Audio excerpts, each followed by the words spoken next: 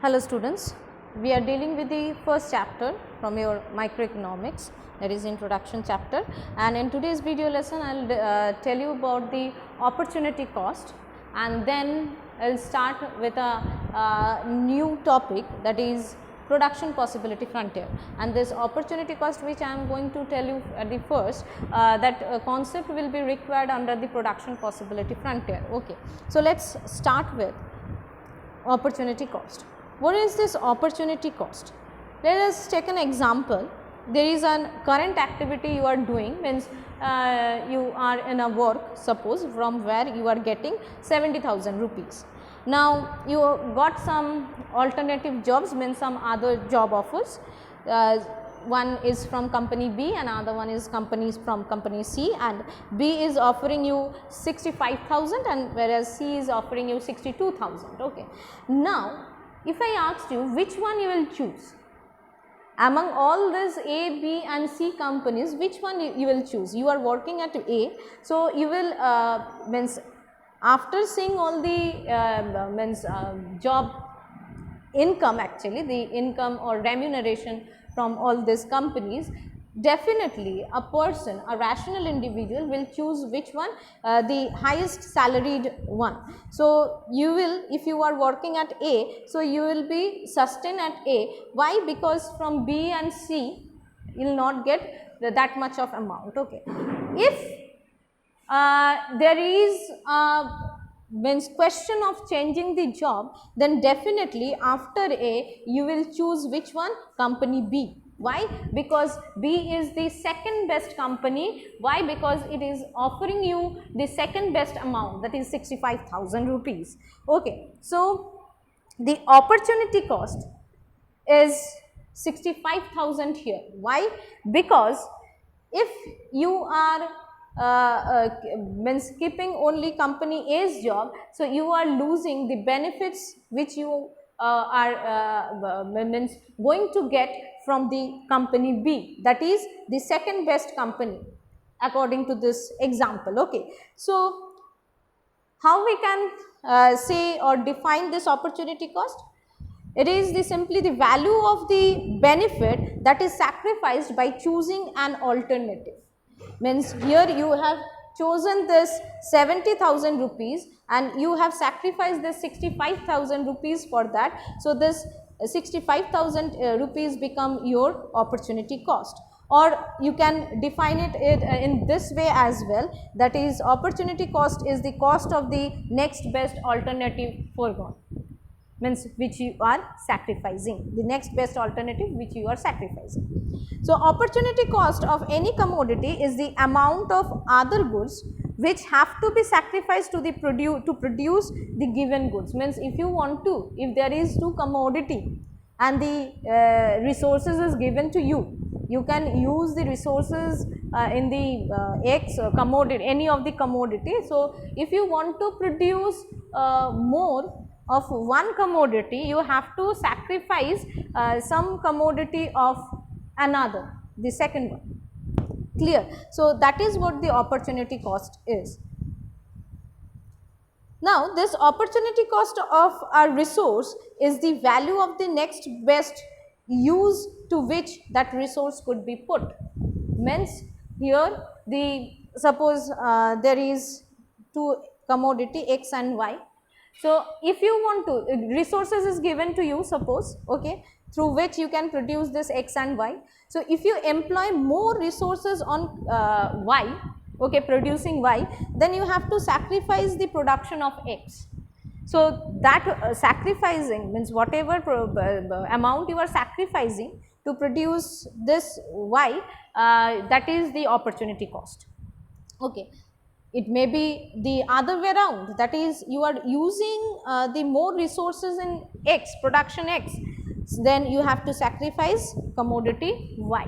You have to sacrifice some amounts of commodity Y. So, that time the whatever amount you are sacrificing from Y company, that will be considered as the opportunity cost. Clear? Now, the next important topic of this chapter is production possibility frontier. Under this are going to deal with this following topic like assumptions. We have to consider certain assumptions, okay, here. Then what is production possibility schedule, what is production possibility frontier, then what are the characteristics of this production possibility frontier, then attainable and unattainable combinations of the production possibility frontier, then change in PPF, that is whether there is will be shift or rotation of the PPF and how we can do it actually, we will see all these things, okay. In today's video lesson, I may be complete up to the production possibility schedule or frontier. Let us see. Let me first discuss this assumptions actually. See, for any theory in the economics, most of the time means we have to consider a situation first. Then only we can prove a theory actually, or we can establish a theory. So, in most of the economics theory, we have to consider some situations, that is we have to assume some situations, okay. So, here in this PPF also we are assuming some points. What are those points? First of all, we have to consider that in the economy, whole economy, only two goods are being produced. There are, if I asked you that how many types of goods and services are being produced in the economy, you will be confused actually. You may say means is best answer is n number of products, you put the value under the n, okay, because lot of goods are being produced. So, here we are assuming what? Not all the goods, we have to assume only two goods are being produced, okay, in the economy by the people. Now, the second assumption is what? The amount of resources are fixed and given, means the resources that you can use to produce those goods, actually those two goods is fixed to you and given to you, and this whatever resources is given to you, that you are using those resources fully and efficiently. That means, if you are having 10 employees, suppose 10 people are there work means given to you for your production process in both the companies, then you are utilizing all the 10 people fully and efficiently, okay. That is the another assumption, means they will never shirk, or they will never, means they are not in a leave or like that, means you are fully utilizing all the 10 people, maybe in any of the two companies or maybe in the both companies. The resources can be transferred from one use to another, that means you can use those resources, you can transfer those resources as well. Means it is not like that the some resources is only useful in the production of commodity 1 and some resources are only useful for production 2, it is not like that, okay. You can transfer the resources from one goods production to another good production. Now, the resources are not equally efficient in production of all goods, means you can transfer, the resources are transferable, but they are not equally efficient. Like if we consider the example of ours, the teachers, okay, what happened during the normal period when the offline classes were going on, at that time what happened, if some teacher is absent, then we or I myself can go to that class, but means the resource can be transferable. That is, suppose any other subjects class, any language class, maybe English class or maybe Sanskrit, Hindi class. So, I am not efficient or specialized in that. So, I can manage the class, but I cannot proceed with the syllabus in that way which the other efficient means or specialized teacher can. Clear. So, resources are transferable. You can transfer from one company to another, okay, but they are not equally efficient in both the sectors or both the company. Clear. And the last assumption is what? The technology, whatever the two companies are using, that is given, that is fixed actually, they cannot change. If there is a new technology came into the market and they start using that is then the whole thing will be will collapse actually, or there will be a change or error you will get. So, we have to consider or we have to assume that the technologies is given actually. Clear? Now see, what is production possibility schedule? See, schedule is what? During the exam, or maybe when the schools are being opened, actually you are asking for what? In the next, means in the beginning of the session, you are asking for the routine. Ma'am, when this class will happen, and that is what? That is schedule. Again, during the examination, again you are asking, ma'am, what is the routine or the schedule of the exam? What is the schedule of the meeting? That means it is a tabular representation of something. Actually, in the routine you can see that days are given, weekly routine, days are given, times are given, and subjects are given over there, means in different times different subjects are there. So like here as well, in the production possibility schedule we will see a tabular representation. Now here, that this tabular representation will be of what? This tabular representation, it is a tabular representation of the possible combinations of two goods which can be produced in the economy with the given resources, because we have assumed that resources are given, technology is also given. So, you can include that as well. With the given technology and resources, how much amount of two commodities we can produce, means at what combinations we can produce. If we find out all those combinations that, and if we represent it in a tabular form, then it is known as production possibility schedule. Let us give an example.